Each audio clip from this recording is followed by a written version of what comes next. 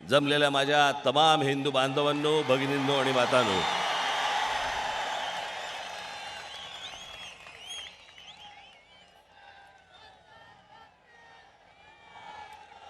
सर्वप्रथम आपणा सर्वांना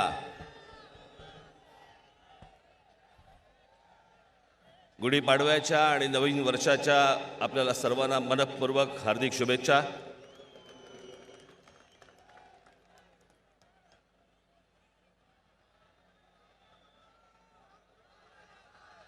खरं तर 6:30 वाजल्यापासून मी तयार होतो. मी करून सांगत होते की नाही साहेब, एवढ्यात निघू नका, एवढ्यात निघू नका, अजून खूप ट्रॅफिक जाम झालंय, लोक अजून खूप येत आहेत, बसेस अडकल्या आहेत, गाड्या अडकल्या आहेत. आणि त्याच्यामुळे मला यायला जरा थोडासा उशीर झाला. महाराष्ट्राच्या कानाकोपऱ्यामधनं आलेल्या माझ्या सर्व महाराष्ट्र सैनिकांचा आज मला दर्शन घेताना खूप अभिमान वाटतोय, आनंद होतोय.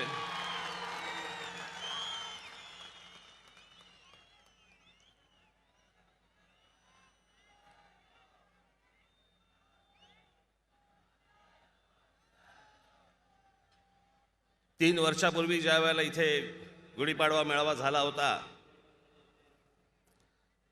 त्याच्यानंतर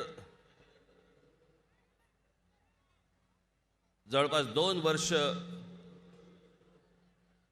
हा मेळावा काही घेता आला नाही.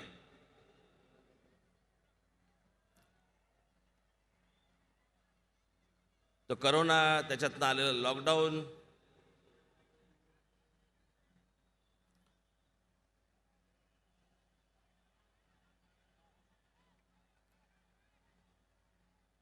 तो लॉकडाऊनचा काळ आठवला तरी काही वेळेला बरं वाटतं, पण काही वेळेला खूप वेळा त्रास होतो.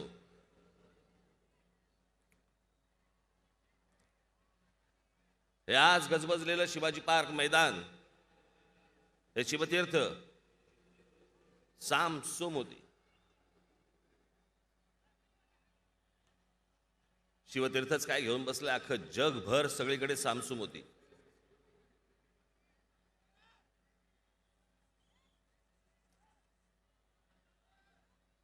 एक माणूसही फिरताना दिसायचा नाही.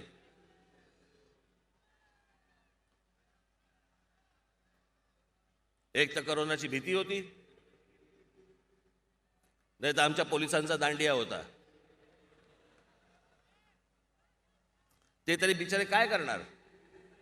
त्या संपूर्ण काळामध्ये पोलिसांनी ज्या प्रकारचं काम केलंय, खास करून मुंबई महाराष्ट्राच्या पोलिसांना मी खास करून धन्यवाद देईन. अहो रात्र जागले, ते खाण्यापिण्याची पर्वा नाही केली. आपल्याला करोना होईल का, आपण राहू का जाऊ, या कुठच्याही गोष्टींचा विचार न करता 24 तास ते रस्त्यावरती होते.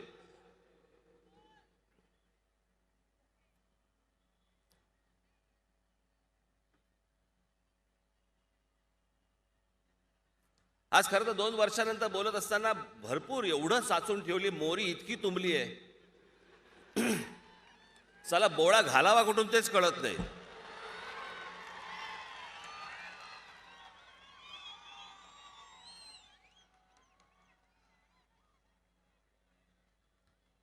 जितकं शक्य होईल तितकं आज साफ करू.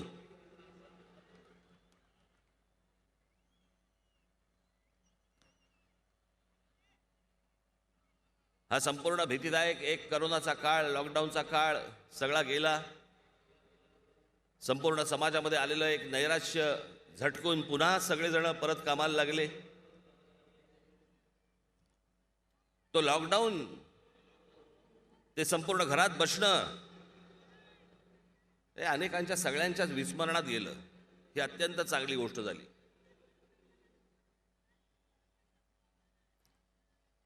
पण जसा लॉकडाऊन विस्मरणात गेला की बाबा आता ते नको, ते दिवस नको, ते ती शांतता, तशा अनेक गोष्टी देखील तुमच्या विस्मरणात गेल्या.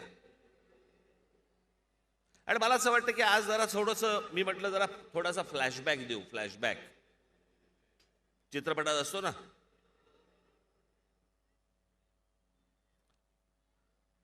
2 वर्ष आपली सगळ्यांची शांततेमध्ये गेली. 2 वर्ष आपण सगळे शांत होतो, घरात बसून होतो. पण त्याच 2 वर्षापूर्वीच्या झालेल्या घटना त्या देखील आपण विसरून गेलो. त्या पण आपण विसरलो.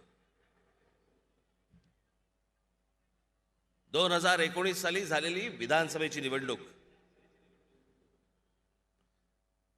होतं काय, वर्तमानपत्र आणि हे सर्व चॅनल्स रोज नवीन नवीन बातम्या, नवीन नवीन बातम्या, नवीन नवीन बातम्या. त्याच्यामुळे अगोदरचं सगळं विसरायला होतं आणि ते तुम्ही विसरता. हेच यांच्या फायद्याचं ठरतं की आम्हाला तर आता आठवतच नाही, त्यावेळेला झालं, त्यावेळेला ऐकलं, पण ते आम्ही आमच्या विस्मरणात गेलं. कसं काय जाऊन चालेल? 2019ची विधानसभेची निवडणूक आठवा.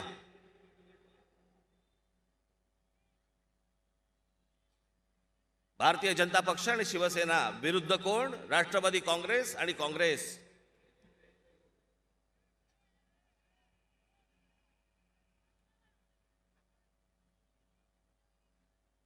निकाल लागल्यानंतर शिवसेनेला, खास करून उद्धव ठाकरेंना साक्षात्कार झाला.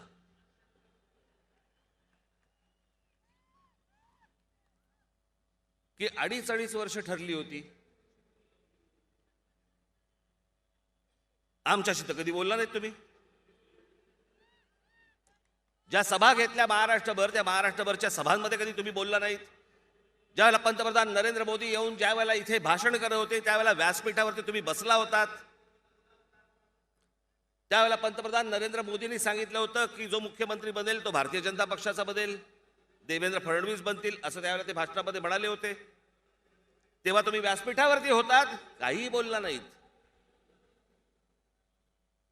अमित शहांचं ज्यावेळेला भाषणं झाली त्यावेळेला अमित शहा देखील बोलले होते की मुख्यमंत्री भारतीय जनता पक्षाचा होईल, तेव्हाही तुम्ही काही बोलला नाहीत. आणि जसा निकाल लागला आणि लक्षात आलं की आपल्यामुळे सरकार अडतंय, त्यावेळेला टूम काढली. त्या 2.5 वर्षाचं काय झालं? कोणती 2.5 वर्ष? कुठची 2.5 वर्ष? कोणाशी बोलला होतात? अमित शहांशी मी एकांतात बोललो होतो म्हणे. एकांतात? बाहेर का नाही बोललात?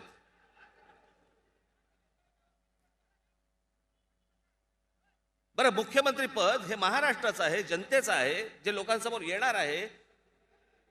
मग ती गोष्ट तुम्ही 4 भिंतीत का केलीत? बरं, त्या 4 भिंतीमधली गोष्ट अमित शहा सांगतायत, आमचं असं काही बोलणं झालेलं नाहीये.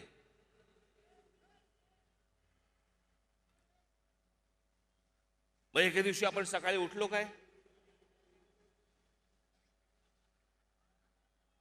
आणि पाहतो तर काय, जोडा वेगळाच.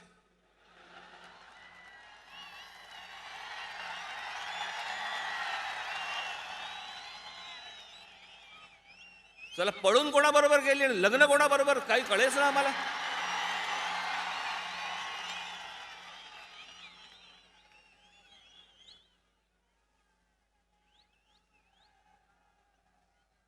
मी महाराष्ट्र राज्याचा उपमुख्यमंत्री म्हणून मी आज इथं शपथ. समजेच ना, महाराष्ट्राला समजेच ना. असायला मतदान केलं कोणाला आम्ही?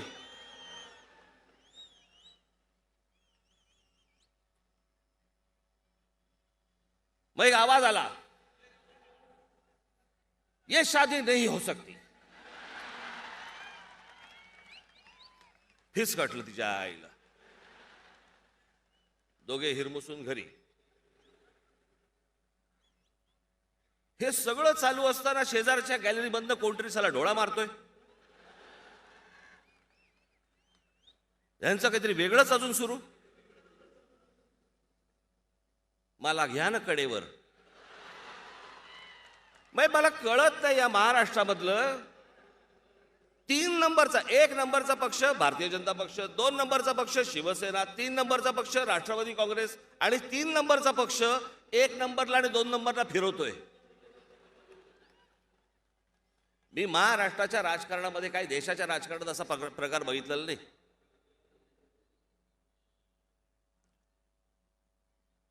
महाराष्ट्राच्या जनतेला जाऊन तुम्ही काय सांगता?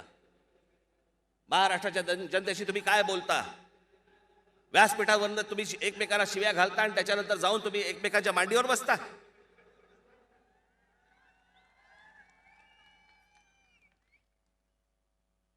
आणि कारण काय सांगतात? नाही, 2.5 वर्ष बोलले होते.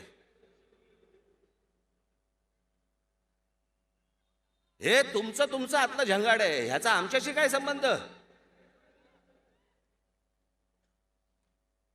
ज्या मतदाराने तुम्हाला मतदान केलं ते शिवसेना भारतीय जनता पक्ष युती म्हणून तुम्हाला केलं होतं. शरद पवार आणि काँग्रेस बरोबर जाण्यासाठी नव्हतं केलं.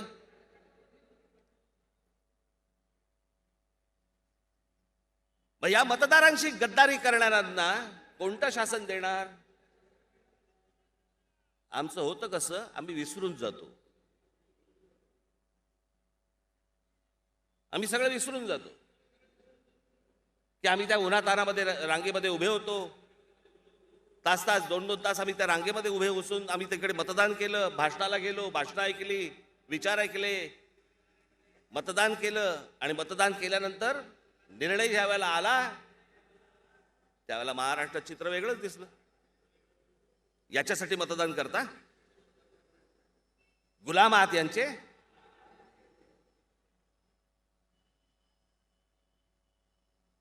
कोणी उद्या तुम्हाला कुठेही फरफटत न्यावं आणि तुम्ही फरफटत जावं, कोणतीही खेळी यांनी करावी आणि तुम्ही वा वा म्हणून टाळ्या वाजवाव्यात, किंवा आम्ही विसरून जावं. हे विसरून जाताना हेच हवं आहे ना.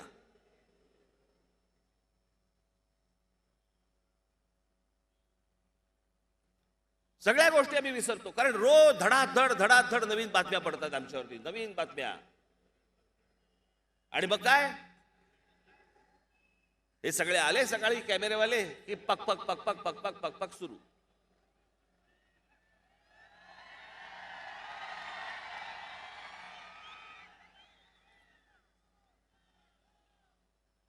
या बाजूने कोणीतरी बोलायचं, या बाजूने कोणीतरी बोलायचं आणि मूळ विषय बाजूला न्यायचा. तुम्हाला आठवत असेल, माझी पत्रकार परिषद झाली होती आणि त्या पत्रकार परिषदेमध्ये मी सांगितलं होतं, ज्यावेळेला मुकेश अंबानींच्या घराच्या खाली ज्यावेळेला बॉम्ब ठेवला गेला, कोणतरी वझे, जो वझे कुठे होता? शिवसेनेत. तो माणूस एका गाडीमध्ये जिलेटिन्स ठेवतो आणि या देशातल्या सगळ्यात मोठ्या उद्योगपतीच्या घराच्या बाहेर जाऊन गाडी ठेवतो. हिम्मत कशी होते? हे काही सहज झालं का हो? की एका पोलीस अधिकाऱ्याला वाटलं तरी एक गाडी घेतली, गाडीमध्ये जिलेटिन टाकले आणि एका उद्योगपतीच्या घराच्या बाहेर नेऊन ठेवलं. मी तेव्हा पण तुम्हाला सांगितलं होतं, याचं उत्तर तुम्हाला सापडणार नाही, याचं उत्तर मिळणार नाही. हे सगळीकडे भरकटवत नेणार विषय.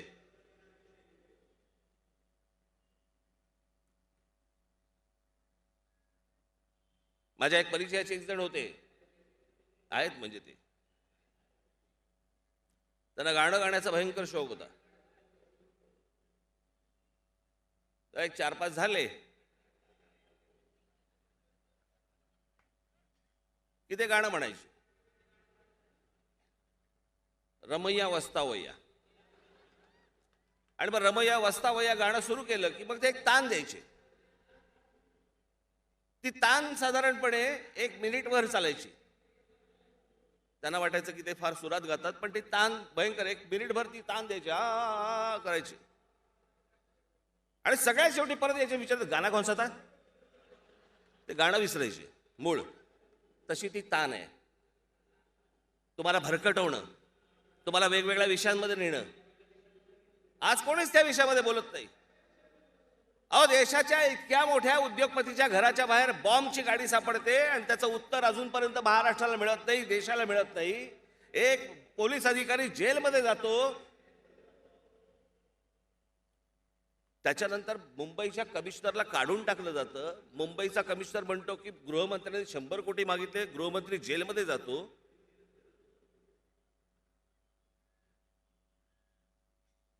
आठवतंय का हो तुम्हाला हे सगळं? हे सगळं जण विसरले. परत निवडणुका येणार, परत नवीन प्रचार होणार, नवीन गोष्टी होणार. आम्ही अगोदरचं सगळं आम्हाला म्हणजे जो आम्हाला आमच्याशी ज्यांनी गद्दारी केली, ज्यांनी आम्हाला त्रास दिला, आम्ही त्या सगळ्या गोष्टी विसरून जातो. आम्ही परत नव्याने काहीतरी पुढच्या गोष्टी बघत बसतो. ह्याच तुमच्या स्मरणशक्तीचा आजपर्यंत ते फायदा घेत आले. याच गोष्टींचा नवीन काहीतरी टूम काढायची.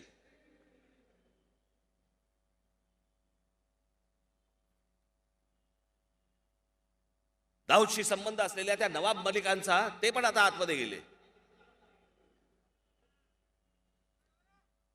याच इथे शिवतीर्थावरती मुख्यमंत्र्यांचा शपथविधी झाला होता. राष्ट्रवादी काँग्रेसकडनं पहिला मंत्री कोण होता जो जाहीर केला गेला? छगन भुजबळ, जे जवळपास 2-2.5 वर्ष जेलमध्ये होते. अहो, ते काही स्वातंत्र्य सैनिक नव्हते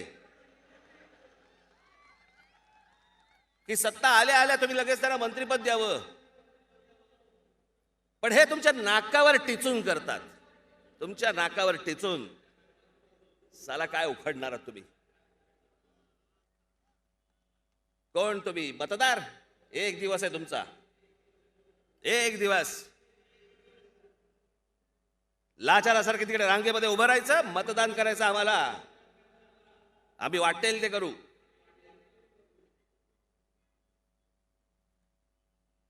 जो माणूस जेलमध्ये 2.5 वर्ष होता त्याला मी पहिला मंत्री करेन. माझा गृहमंत्री जेलमध्ये गेला, 100 कोटी रुपये मागितले म्हणून जेलमध्ये गेला, काही फरक पडत नाही. कोण काय करणार आहात तुम्ही?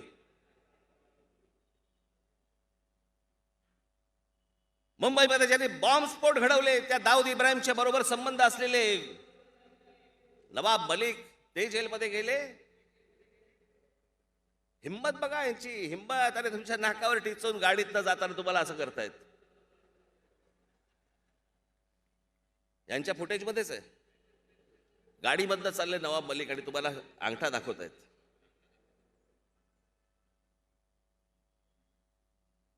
हे सगळे तुम्हाला मेंढरासारखे वापरतायत. आमच्या हातामध्ये राज्य द्या, आम्ही वाटेल ते करू. करता आज मी 2 वर्षानंतर मी बोलतो. मी बरेच विषय मी इथे आणून ठेवले होते. मी अनेकदा माझं लक्ष पण जात नाही. मी पण म्हटलं या 2 वर्षामध्ये कुठच्या गोष्टी आपल्या काय म्हणतो त्याला नजरेतनं सुटू नयेत किंवा जाऊ नयेत म्हणून मी काही विषय इथे मी आणून ठेवले होते.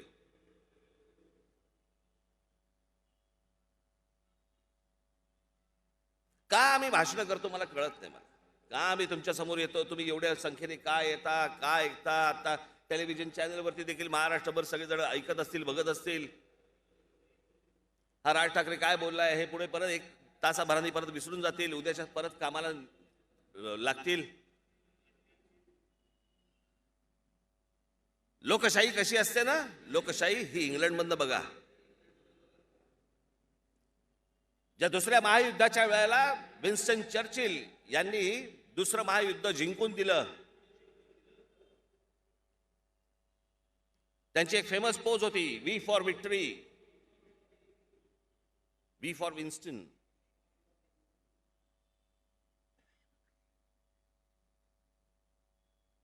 ज्या वेळेला युद्ध जिंकलं त्याच्यानंतर 8 महिन्यात निवडणुका झाल्या इंग्लंडमध्ये. 8 महिन्यात. आणि 8 महिन्यानंतर निवडणुका ज्या वेळेला झाल्या त्यावेळेला विन्स्टन चर्चिल हरले. ब्रिटिश जनतेला विचारलं, पत्रकारांनी तिकडच्या विचारलं की अरे दुसऱ्या महायुद्ध ज्या माणसाने तुम्हाला जिंकून दिलं त्या माणसाला तुम्ही पाडलात, त्या माणसाला तुम्ही हरवलं. हो म्हणे. विन्स्टन चर्चिल युद्ध काळात चांगले होते, शांततेच्या काळात नाही. ही समज लागते समाजामध्ये, ही समज.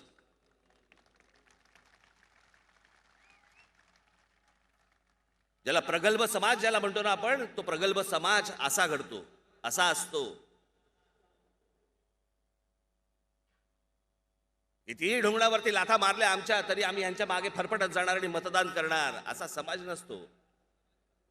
म्हणून या महाराष्ट्राची ही हालत आहे, म्हणून या देशांची ही हालत आहे.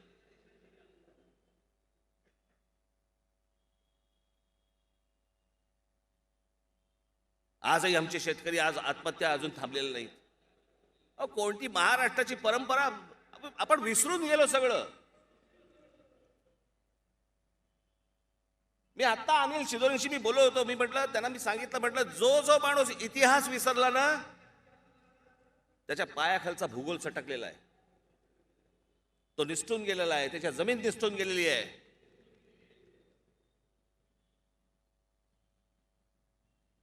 इतकी वैभवशाली परंपरा असलेला हा महाराष्ट्र आम्ही कुठे आणून ठेवला?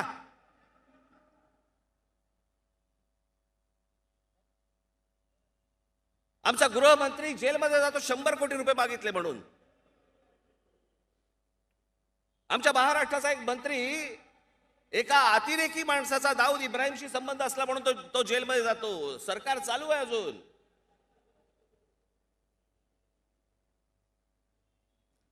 शेतकऱ्यांच्या आत्महत्या थांबलेल्या नाहीयेत.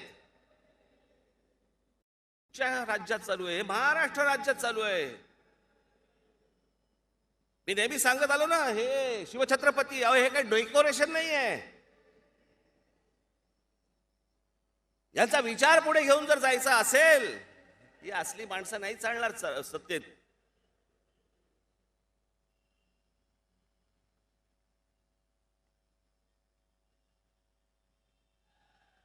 रामाजी अनंत सुभेदाराला जे पत्र लिहिलं होतं शिवाजी महाराजांनी, त्या पत्राच्या एका ओळीमध्ये सगळं अख्खं कसं सत्ता असावी, सत्ताधारी कसा असावा, हे एका ओळीमध्ये दिलं होतं त्यांनी. रामाजी अनंत सुभेदाराला लिहिलेल्या पत्रामध्ये एक ओळ होती, कारभार ऐसे करावा की रयतेच्या भाजीच्या देठासही हात न लागणे. रयत म्हणजे कोण? रयत त्याला काय कारखानदार नव्हते. रयत म्हणजे शेतकरी.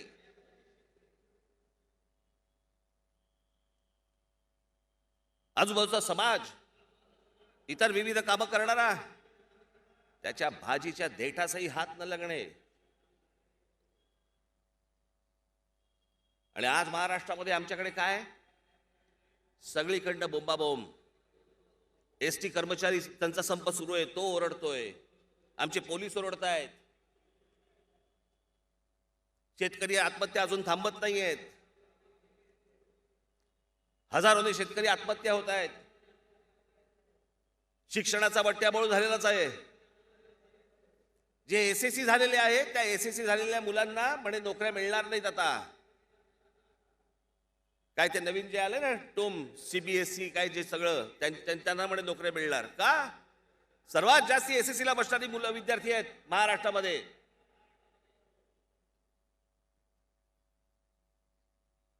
महाराष्ट्रामध्ये जर समजा नोकऱ्यांमध्ये पहिलं प्राधान्य जर मिळणार असेल, तर महाराष्ट्रामधल्या पहिल्यांदा माझ्या मराठी माणसाला पहिल्यांदा प्राधान्य मिळालं पाहिजे. बाकीच्यांना नंतर. हे फालतू लपडे इथे आणू नका.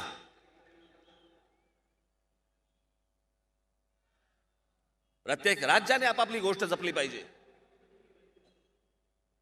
आज मला आनंद होतोय ज्यावेळेला उत्तर प्रदेशचा ज्यावेळेला निकाल लागला आणि त्या निकालामध्ये मला ज्यावेळेला कळलं की उत्तर प्रदेशमध्ये विकास होतोय. अरे हेच तर पाहिजे. तुम्हाला आठवत असेल तर 2014 साली मी सांगत होतो की नरेंद्र मोदी ज्यावेळेला जर सत्तेवरती येतील, सत्तेवरती आल्यानंतर त्यांनी पहिल्यांदा फक्त 3 राज्यांकडे लक्ष द्यावं, उत्तर प्रदेश, बिहार आणि झारखंड. बाकीच्या देशाकडे बघायची गरज नाहीये. या 3 राज्यांचा पहिला विकास करा. या 3 राज्यांमधनं माणसं बाहेर पडतायत.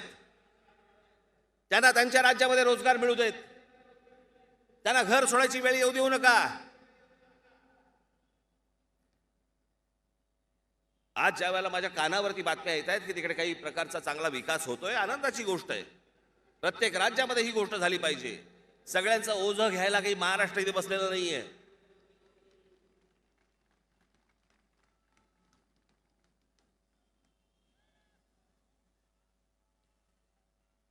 पण तुम्ही या गोष्टींचा विचार करत नाही. तुम्ही ह्या गोष्टींच्या फक्त नुसत्या वर्तमानपत्रांमधल्या ओळी वाचता. वर्तमानपत्रांच्या ओळींच्या मधलं वाचत नाही. हे तुमच्याशी काय खेळ खेळतायत. हे कशा प्रकारचा खेळ चालू आहे यांचा? सगळ्या गोष्टींकडनं जर दुर्लक्ष करायचं असेल,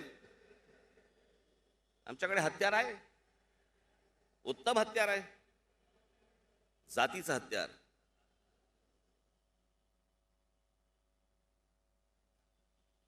मी आज भाषण करताना मला अनेक लोकांनी विचारलं की काय बोलणार राज ठाकरे, काय बोलणार, हिंदुत्वावरती काय बोलणार. बोलणार आहे. माझ्या दृष्टिकोनात हिंदुत्व काय आहे ते मी मांडणार आहे.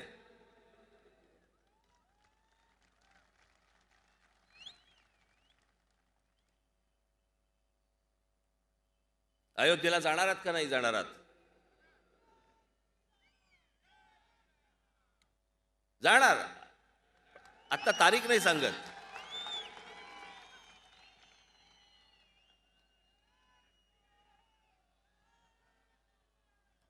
पण हे मगाशी मी तुम्हाला जे सांगत होतो ना, हे जातीपातीमध्ये, जर जातीपातीमध्ये जर गुंतून पडणार असू, कुठलं हिंदू आणि कुठलं हिंदुत्व घेऊन बसलोय आपण? एक पहिली गोष्ट तुम्हाला सांगतो, हिंदू हा हिंदू मुसलमान दंगलीमध्ये फक्त हिंदू असतो. तो 26 जानेवारी 15 ऑगस्टला भारतीय होतो. चीनने आक्रमण केलं की त्याला कळतच नाही आपण कोण आहोत.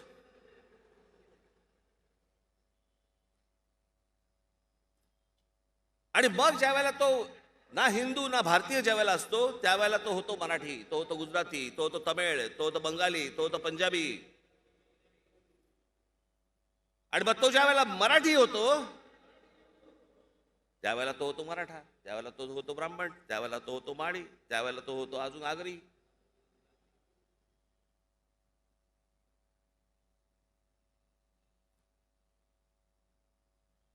आणि काही लोकांना ही गोष्ट हवी आहे. काही लोक कशाला, राष्ट्रवादी काँग्रेसला ही गोष्ट हवी आहे, शरद पवारांना ही गोष्ट हवी आहे.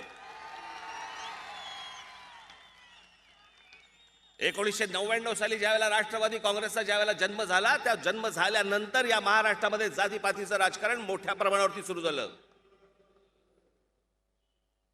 याच्या आधी जात नव्हती का? होती. पण त्याच्या अगोदर जात ही जातीचा अभिमान होता.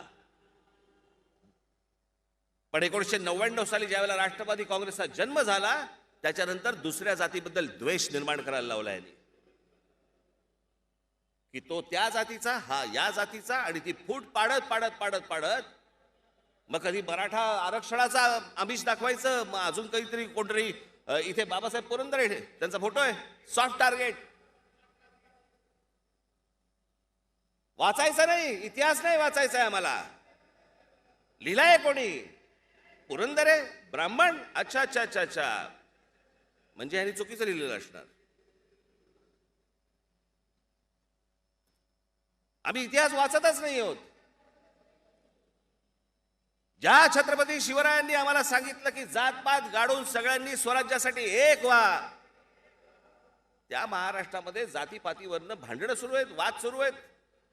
त्याच्यावरनं आमच्याकडे अजून राजकारण सुरू आहे. अरे जातीतनं आम्ही बाहेर नाही पडणार, आम्ही हिंदू कधी होणार?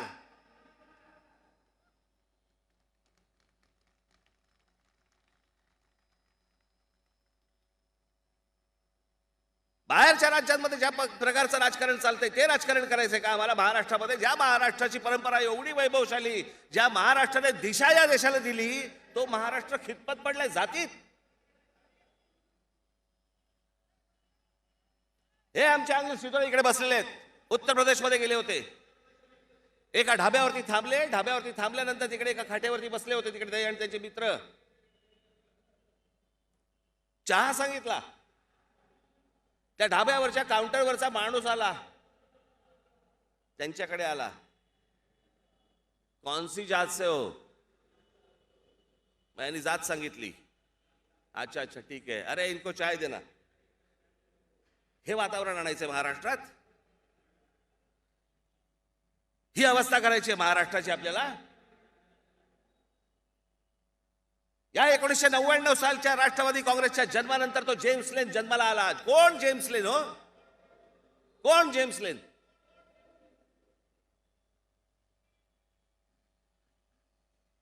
त्याच्या आधी कधी माहिती नव्हता, त्याच्यानंतर कधी आम्हाला माहिती देतो. आता सध्या काय करतो तो, काय जॉर्ज बर्नार्ड शॉ होता?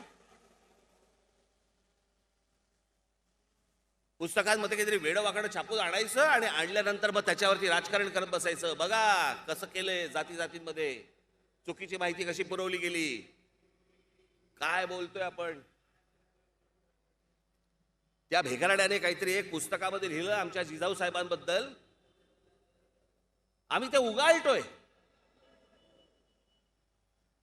ज्यांना हा इतिहास माहिती नाही, ज्यांनी हे पुस्तक वाचलेलं नाही, ती माणसं ज्या वेळेला या सगळ्या प्रकरणानंतर प्रश्न विचारतात, काय लिहिलंय काय त्या पुस्तकामध्ये, आम्हीच आमची आबरू काढतोय.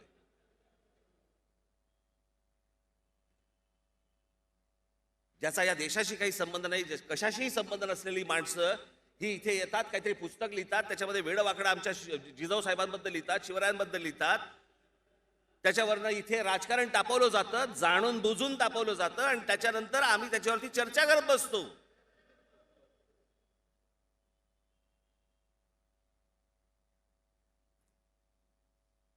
ज्यांचा संबंध नाही अशी माणसं ज्याला प्रश्न विचारतात, लाज वाटते, लाज. की आमच्या देवतांची आम्ही आबरू काढतोय, आम्ही आमची आबरू चव्हाट्यावरती काढून त्याला सांगतोय काय काय लिहिलंय. एवढंही भान नाही आम्हाला, कसलाच भान नाही आम्हाला. बेडे पिशे झालेत, बेडे पिशे. निवड डोकीच्या तोंडावरती फक्त पैशाचा, फक्त नुसता चारा टाकायचा आणि भेडे पैसे करून टाकायचं तुम्हाला. छोट्या छोट्या गोष्टींबद्दल बाहेर काढायचं तुम्हाला. मागचा पुढचा विचार न करता आम्ही फक्त एकमेकांची डोके आपटायला तयार आहोत, डोकी फोडायला तयार आहोत.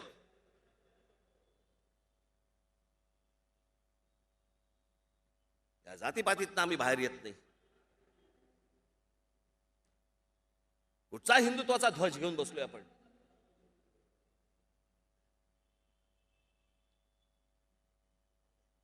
हिंदू म्हणून आपण कधी एक होणार आहोत?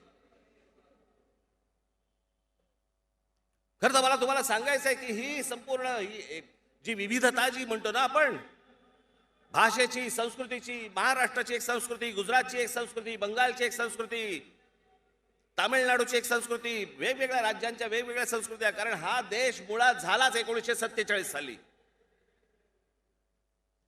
त्याच्या अगोदर ही एक भूमी होती, ज्याला काही जण भारत म्हणत होते, ज्याला काही जण इंडिया म्हणत होते, ज्याला काही जण हिंदुस्थान म्हणत होते, पण त्याला आकार उकार नव्हता. कोणी यायचं, कोणी राज्य करायचं, काही करायचं.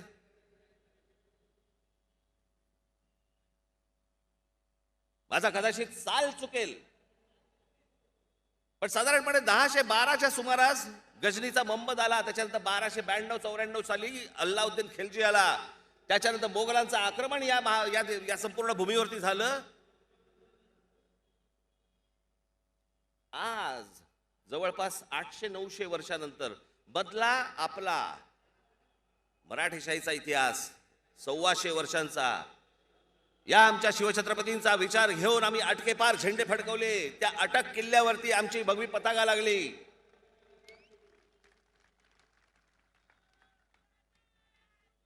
हा बदला 125 वर्षाचा काळ हा सोडला तर जवळपास 800-900 वर्ष हा देश पारतंत्र्यामध्ये होता. विसरलो का आपली संस्कृती?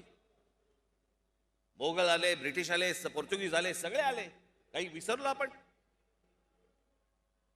आजही त्याच अभिमानाने आपण आपल्या घराच्या बाहेर गुढी उभारतोय. आजही आपण तेच सण साजरे करतोय. आपले पोशाख, आपलं अन्न, आपले संस्कार, आपली भाषा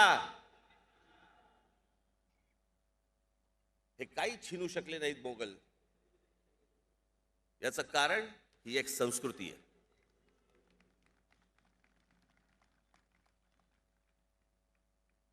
मला असं वाटतं प्रत्येक राज्याने आपापली जर संस्कृती जोपासली, प्रत्येक राज्याने आपापली भाषा जर जोपासली, प्रत्येक राज्याने जर समजा आपापलं राज्य मोठं केलं, आपाप हा देशच मोठा होणार आहे. आणि या देशातनं मोठं कोण होणार आहे? हिंदूच मोठा होणार आहे.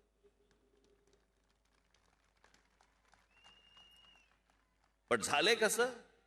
एका राज्याला दुसरं राज्य ओरबाडायचंय, दुसऱ्या राज्याला तिसरं राज्य ओरबाडायचंय, तिसऱ्या राज्याला चौथं राज्य ओरबाडायचंय. आम्ही आमच्यातच ओरबाडणं सुरू ठेवलेलं आहे. बाकीच्यांचं बाहेरच्यांचं काय घेऊन बसलात? आमच्याच लोकांकडे आमचं लक्ष नाहीये. आज काय शेतकरी आत्महत्या करतोय, त्याच्या मागे काय परकीय हात आहे का? आमच्याच लोकांचा हात आहे ना. आज आमच्या मुलांना शिक्षण मिळत नाही, नोकऱ्या मिळत नाहीत. कोणाचा परकीय हात आहे का त्याच्या मागे? आमच्याच लोकांचा हात आहे ना. आमच्याच दळबदरी धोरणांचा विषय ना तो.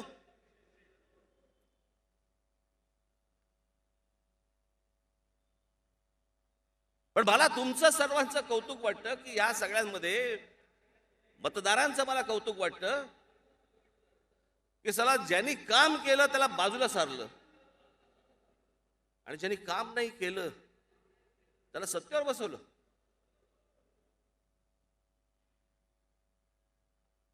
नाशिक महानगरपालिकेमध्ये, नाशिक शहरामध्ये ज्या प्रकारचं काम झालं, ज्या प्रकारचं काम केलं त्याच्या अगोदर कधी झालं नाही, नंतरही झालं नाही.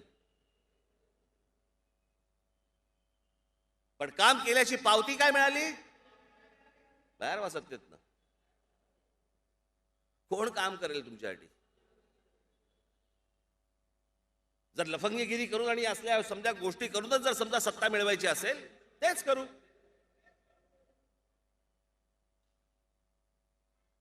मग चांगुलपणाची अपेक्षा बाळगू नका कोणी.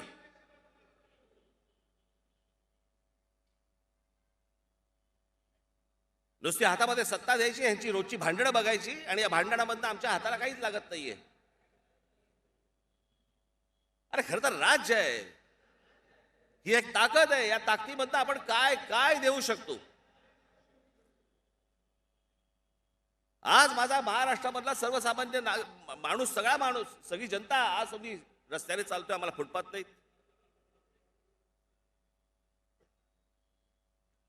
गाड्या चालवायच्या, ट्रॅफिक जाम झालेले आहेत, मेट्रो आणली, आम्ही फुगड्या काढतो मेट्रोमध्ये, झोपडपट्ट्या वाढत आहेत.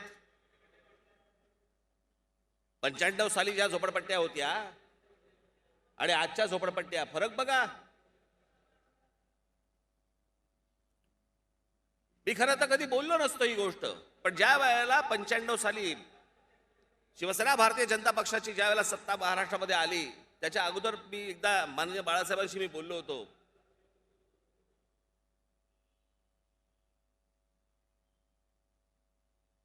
मी म्हटलं, काका म्हटलं ही झोपडपट्टीवासियांना फुकट घरं, मी म्हटलं ही फुकट ही गोष्ट चांगली नाही.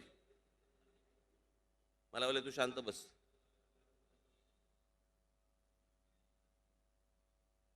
आज मुंबई आणि या सगळ्या भागामध्ये ज्या झोपडपट्ट्या आहेत त्याच्यामध्ये त्यांना चांगली घरं मिळतील. उद्देश चांगला होता, हेतू चांगला होता. माननीय बाळासाहेबांचा उद्देश खरंच चांगला होता. ज्या मुंबईमध्ये मोजक्या झोपडपट्ट्या होत्या त्यावेळेला, पण मुंबईमध्ये फुकट घर मिळतंय म्हटल्यानंतर 95 सालानंतर जे लोंढेच्या लोंढे मुंबईमध्ये आले,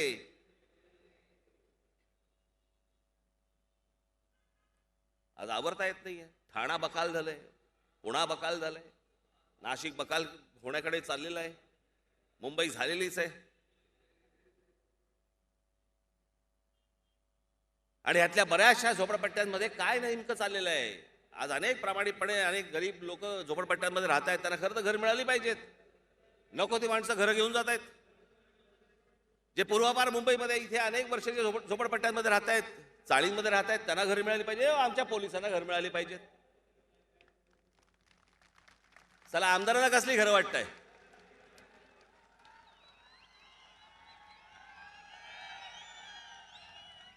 हे आमच्या राजू पाटील याने पहिला विरोध केला की आमदारांना घर देऊ नका म्हणून.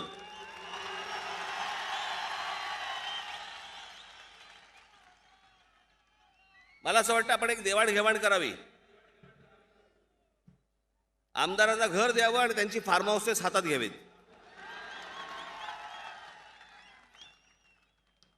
मग आपलं काही म्हणणं नाहीये, घर देण्याबद्दल आपलं काहीच म्हणणं नाहीये. घे बाबा, घर घे, तुझं फार्म हाऊस आमच्या नावावर कर.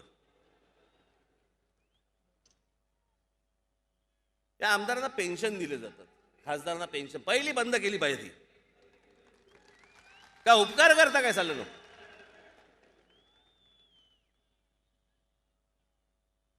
या महाराष्ट्र राज्याचे, या देशामधले सगळे माननीय आमदार, माननीय सगळे खासदार लोकांचं काम करायचंय ना, मग पेन्शन कशाला हवंय? करा काम. पण आत्ताची परिस्थिती पाहिली तर कोणत्या आमदारांनी घर मागितलं होतं? मुख्यमंत्र्यांना झालं काय? का त्या घरामध्ये एक कट दिसला?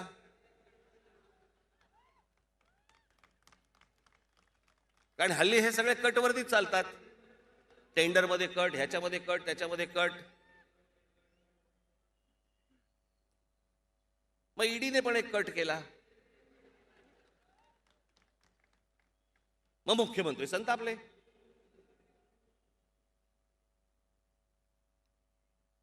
मुंबई महानगरपालिकेचे कोणते यशवंत जाधव, इन्कम टॅक्सची रेड पडली त्यांच्यावरती. किती तास चालू होती? 2 दिवस. साला मोजत काय होते?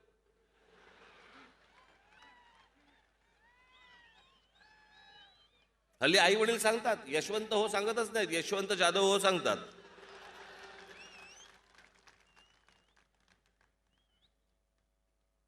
गेली अनेक वर्ष या मुंबई महानगरपालिकेमध्ये खा खाल्ले पैसे. कुठे आहे ती मुंबई? आजही ज्यावेळेला तुमच्या व्हॉट्सअप आणि इतर गोष्टींवरती ज्यावेळेला मुंबईचे ज्यावेळेला भूतकाळातले काही इतर फोटो ज्यावेळेला येतात, किती सुंदर वाटते मुंबई, किती छान वाटते मुंबई. मुंबईमधली BST त्याचा रंग बदललाय. मला कळतच नाही कधी कधी की लोक कसे चढतात बसमध्ये. कारण बाहेरच्या राज्यांमध्ये जाणाऱ्या पण लक्झरी तशाच दिसतात. मी चला घाटकोपरला चाललोय का अहमदाबादला चाललोय ते लक्षातच नाही यायचं त्याचा तिकीट कापेपर्यंत. याचं कारण तुम्ही बकालपणा आणतायत शहरामध्ये. आणू देत. आमची मूळ BSTचा त्याचा रंग गेला, जाऊ देत. रस्त्यावर आम्हाला चालता येत नाही, ठीक आहे, आम्ही खड्ड्यामधनं रस्त्यांमधनं चालू. आम्ही गाडी चालवता येत नाही चालवता येत आम्हाला, चालू देत. ही जी तुमची कमजोरी आहे ना, ही ह्यांना सत्तेत आणते. आज ज्या प्रकारचा बकालपणा या महाराष्ट्रामध्ये आणि मुंबईमध्ये, खास करून मुंबईमध्ये आणलेला आहे. या मुंबईमध्ये मी तुम्हाला सांगतो, मी ज्यावेळेला कॉलेजला जात होतो त्यावेळेला ह्या इथून बांद्र्यावरनं हार्बरने जात असे.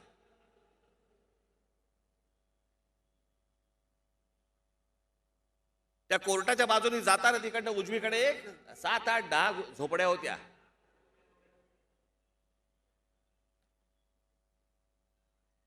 त्याला बेहरामपाडा म्हणायचे. आज जाऊन बघा तो बेहरामपाडा. 4-4 मजल्याचा बेहरामपाडा झालाय. कुठे आहे तो बेहरामपाडा? मातोश्रीमधनं बाहेर पडल्यावरती रस्ता क्रॉस करायचा बेहरामपाडा. ज्यांच्या हातामध्ये इतकी वर्ष मुंबई महानगरपालिका आहे, काहीही घडलं नाही, काहीही झालं नाही. बेहरामपाडे वाढतायत.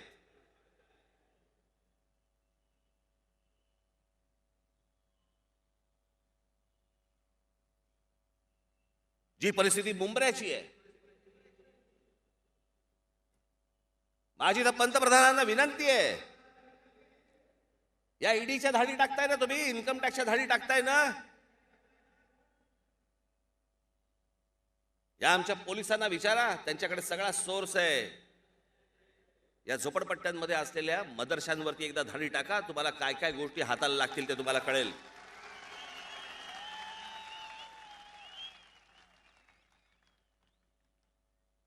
अहो, गरजच नाही आपल्याला पाकिस्तानची. कशाला हवाय पाकिस्तान?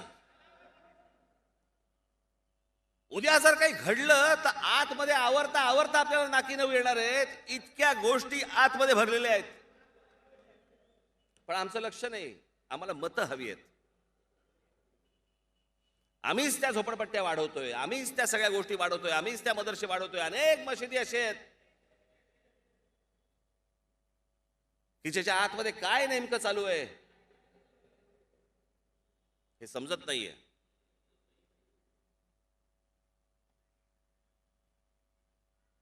हे सगळे पाकिस्तानच्या प्रोत्साहनामुळे आलेली लोक आहेत ही, आणि आपल्या लोकांनी स्वीकारलेली लोक आहेत. आमच्या नगरसेवकांना ह्यातलं काही देणं घेणं नाही, आमच्या आमदारांना ह्याच्याशी काही देणं घेणं नाही, आमच्या खासदारांना ह्याच्याशी देणं घेणं नाही. आमच्या खासदार, आमदार, नगरसेवक कशात लागले आहेत? पाकिस्तानातनं आलायत या, बांगलादेशातनं आलायत या. आधार कार्ड आहे, रेशन कार्ड ते नसेल, हे घेऊन जा, रेशन कार्ड घेऊन जा आणि आमचीच मार.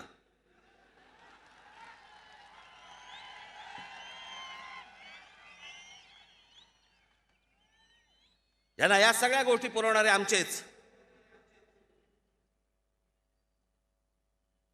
एक दिवस येईल ज्या वेळेला सगळ्यांचे डोळे उघडतील की हे आपण काय करून ठेवलो, कोणत्या गोष्टी करून ठेवल्यात. एकदा कधीतरी पोलिसांशी एकांतात बोला, कानोसा घ्या एकदा. काय काय गोष्टी आपल्याकडे येऊन ठेवलेल्या आहेत, तुम्हाला धडकी भरेल, धडकी. पण आमचं कोणाचं लक्ष नाहीये. मागे मी त्यावेळेला घोषणा केली होती, या मशिदींवरती लागणारे भोंगे, प्रार्थनेला माझा विरोध नाही, पण या मशिदींवरती लागलेले भोंगे हे खाली उतरवावेच लागतील. या सरकारला हा निर्णय घ्यावाच लागेल.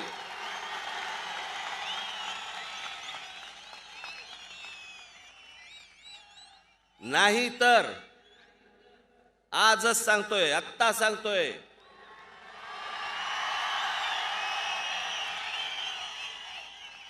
ज्या मशिदीच्या बाहेर हे भोंगे लागतील त्याच्या दुप्पट समोर स्पीकर लावायचे आणि हनुमान चालीसा लावायचा.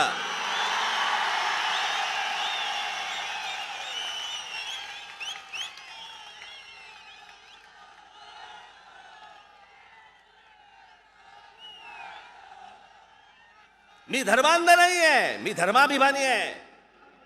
माझा कोणाच्या प्रार्थनेला विरोध नाहीये, पण तुम्ही आम्हाला त्रास देऊ नका. ज्या प्रकारे या लाऊडस्पीकरचा सकाळी 5 वाजल्यापासून जो त्रास होतो, कोणता धर्म, कुठच्या धर्मामध्ये लिहिलेलं लाऊडस्पीकर? जेव्हा धर्म बनला तेव्हा लाऊडस्पीकर होता काय? बाहेरच्या देशांमध्ये बघा, बाहेरच्या देशांमध्ये कुठेही लाऊडस्पीकर तुम्हाला दिसणार नाहीत. जा युरोपमध्ये, तुम्हाला कुठे तिथे बांग दिसते का? बघा, लाऊडस्पीकरवरनं दिसणार नाही. तुमच्या परमेश्वराची प्रार्थना करायची असेल तर करा घरात. प्रत्येकाने आपापला धर्म हा घरामध्ये ठेवला पाहिजे.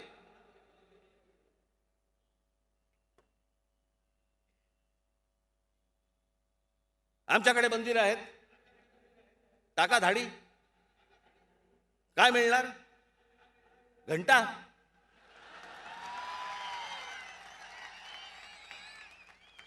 आमच्याकडे काहीच नाही.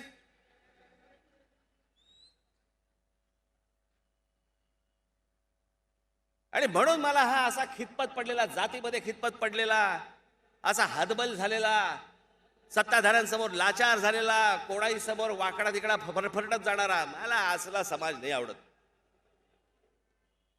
या असल्या लोकांचं नाही नेतृत्व करावं असं वाटत.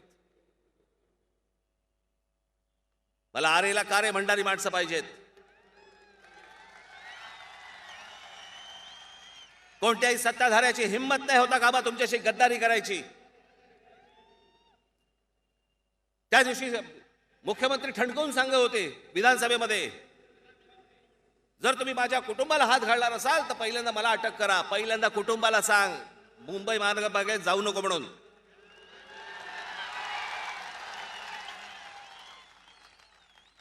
सगळे मुंबई महानगरपालिकेचे पैशाचे व्यवहार बघायचे या लोकांनी. ईडीची नोटीस तर मला पण आली, गेलो ना. याला 4 महिन्यापूर्वी आली आहे, गेले नाहीत. आत्ता ज्या वेळेला ह्यांची संपत्ती अटॅच करायला सुरुवात केली त्यावेळेला मुख्यमंत्र्यांना राग आला. तेव्हा हे सांगतायत की जर कुटुंबावरती माझ्या येणार असेल तर त्यापेक्षा मला अटक करा.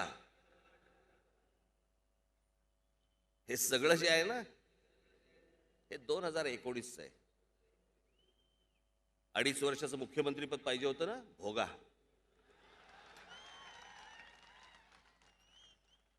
जर राजकारण तुम्हाला जमत असेल तर राजकारण समोरचेही करणारच आहेत, ते काही सोडणार आहेत. पण ह्या असल्या नादान राजकारणाला तुम्ही बळी पडू नका, एवढीच फक्त माझी आपल्याकडे आशा अपेक्षा आहे.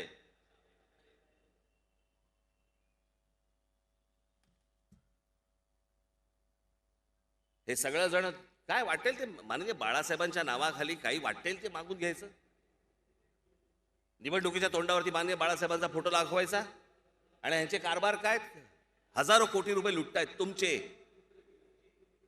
हा इथे महापौर बंगला आहे, मीच त्या बंगल्याला विरोध केला होता, माझे काका असून देखील. माननीय बाळासाहेबांचं जर स्मारक बांधायचं असेल, मोठं स्मारक बांधा, मोठं स्मारक बांधा.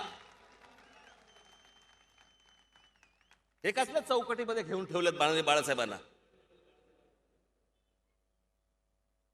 जर बाळासाहेबांचं स्मारक बांधायचं असेल तर मोठं बांधा. तुम्हाला बंगला आवडला म्हणून बाळासाहेबांच्या नावावरती घेऊ नका. त्यांचं सगळ्यांचं वास्तव्य आजही हे सगळे तिकडेच असतात.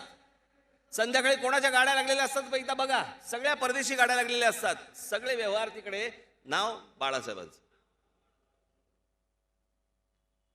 मुंबई बिल्डरांच्या घशात घालताना, बीएसटीचे प्लॉट ज्या वेळेला बिल्डरांच्या घशात घालताना मुंबईमध्ये प्लॉट नाही सापडला बाळासाहेबांचं स्मारक करायला.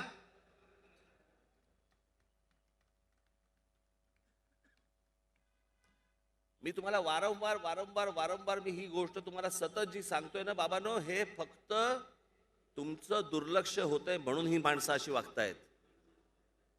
तुम्ही ह्यांना कोणत्याही प्रकारचं शासन करत नाही, तुम्ही कुठच्याही प्रकारे यांना घरी बसवत नाही.